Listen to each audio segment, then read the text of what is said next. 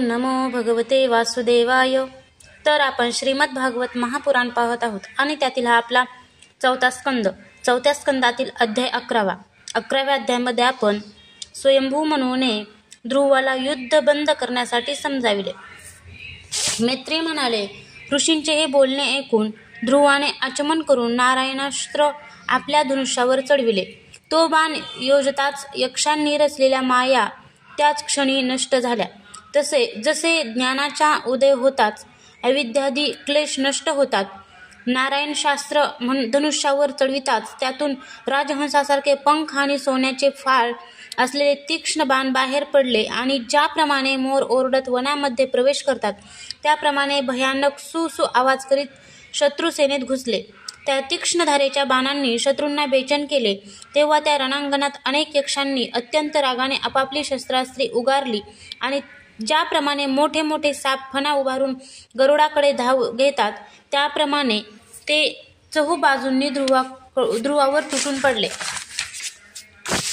त्यांना समोरून येताना पाहून ध्रुवाने आपल्या बाणांनी त्यांचे हात, मांड्या, खांदे, पोट इत्यादी अवयव छिन्न विछिन्न करून त्यांना जेथे उर्वरित मुनिगण सूर्यमंडलाचा भेद करून जातात त्या सर्वश्रेष्ठ सत्यलोकात पाठविले.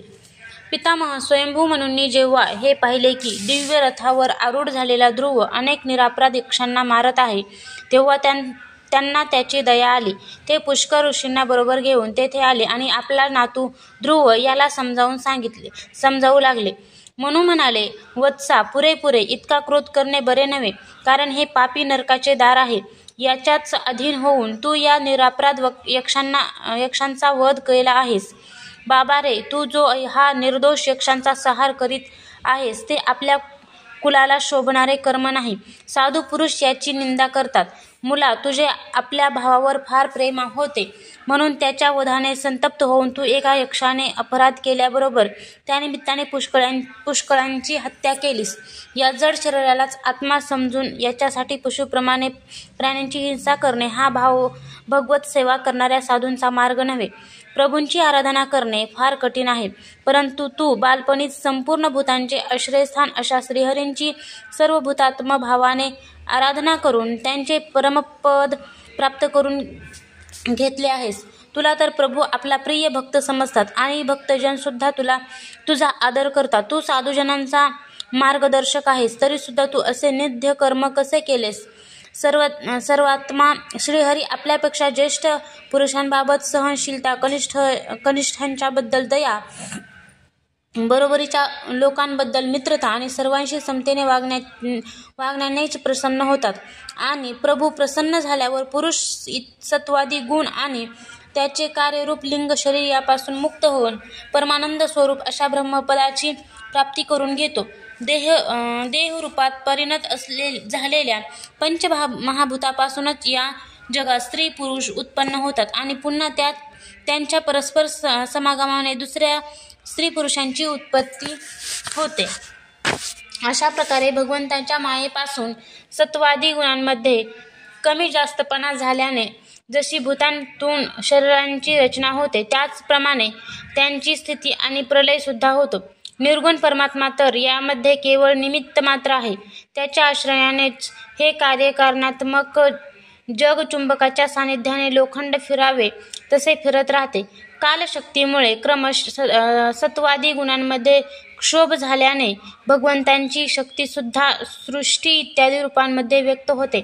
म्हणून भगवंत अकर्ता असूनही जगाची निर्मिती करतात आणि संहार करणारे नसूनही त्यांचा संहार करतात. खरोखर त्या अनंत प्रभूंची लीला सर्वथैव अचिंतनीय आहे. कालस्वरूप अव्यय परमात्माच स्वतः अंतरहित असूनही जगाचा अंत करणारे आणि अनादी असूनही सर्वांचे आदिकर्ता आहेत. तेच एका जीवापासून दुसऱ्या जीवाला उत्पन्न करून सृष्टी निर्माण करतात. तसेच मृत्यूच्या द्वारा मारणाऱ्याला सुद्धा मारून तिचा संहार करतात. ते काल भगवान संपूर्ण सृष्टीमध्ये समान रूपाने प्रविष्ट झालेले आहेत. त्यांचा कोणी मित्र नाही की कोणी शत्रू नाही. ज्याप्रमाणे वारा वाहू लागल्यानंतर त्याच्या मागोमाग धूळही उडते, त्याचप्रमाणे सर्व जीव आपापल्या कर्माच्या अधीन होऊन कालाच्या मागोमाग धावत असतात. सर्वसमर्थ श्रीहरी कर्मबंधनाने बांधलेल्या जीवाच्या आयुष्याची वृद्धी आणि क्षय करतात, परंतु ते स्वतः या दोहोंपासून अलिप्त आणि आपल्या स्वरूपात स्थित आहेत. हे राजा, या परमात्म्यालाच मीमांसक कर्म, चार्वाक स्वभाव, वैशेषिक काल, ज्योतिषी दैव आणि कामशास्त्रज्ञ काम करतात. बाळा, ते भगवान कोणतेही इंद्रिय किंवा प्रमाण याचे विषय नाहीत. महदादी अनेक शक्तीसुद्धा त्यांच्यापासूनच प्रकट झालेल्या आहेत. ते काय करू इच्छितात ही गोष्ट या जगात कोणालाच माहीत नाही, तर आपले मूळ कारण असणाऱ्या या प्रभूंना कोण जाणू शकेल? पुत्रा, हे कुबेराचे सेवक तुझ्या भावाला मारणारे नव्हेत, कारण मनुष्याच्या जन्ममरणाचे वास्तविक कारण ईश्वरच आहे. तेच विश्वाचे निर्माते, पालनकर्ते आणि संहार करणारे आहेत, परंतु ते अहंकारशून्य असल्यामुळे गुण आणि कर्मापासून नेहमी अलिप्त असतात.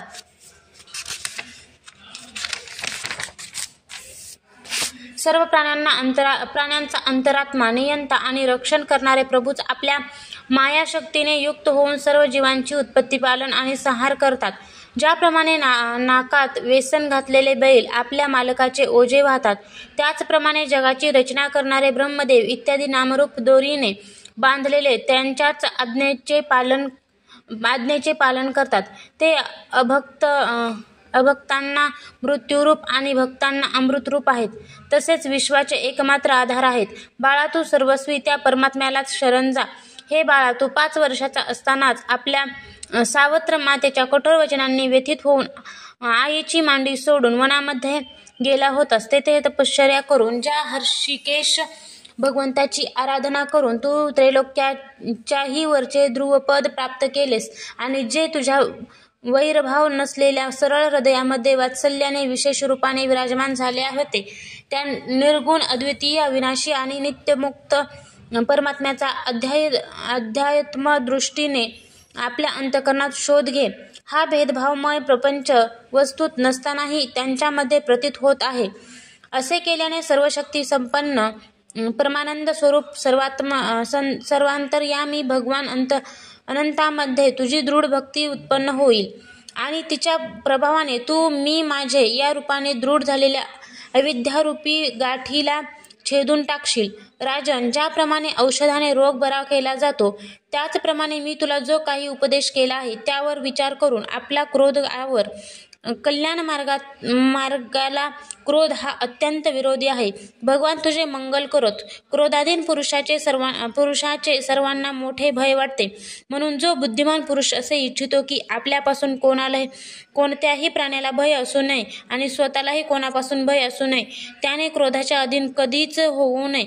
हे माझ्या भावाला मारणारे आहेत असे समजून तू इतक्या यक्षांचा संहार केलास, त्यामुळे तुझ्याकडून भगवान शंकरांचा सखा कुबेर याचा मोठा अपराध झाला आहे. म्हणून पुत्रा, जोपर्यंत महापुरुषांचे तेज आपल्या कुलावर आघात करीत नाही, तोवरच विनम्र भाषण आणि विनय यांच्याद्वारा ताबडतोब त्यांना प्रसन्न करून घे. अशा प्रकारे स्वयंभू म्हणूंनी आपला नातू ध्रुव याला उपदेश केला. तेव्हा ध्रुवाने त्यांना नमस्कार केला. त्यानंतर ते महर्षीसह आपल्या लोकी गेले. अध्याय 11 समाप्त.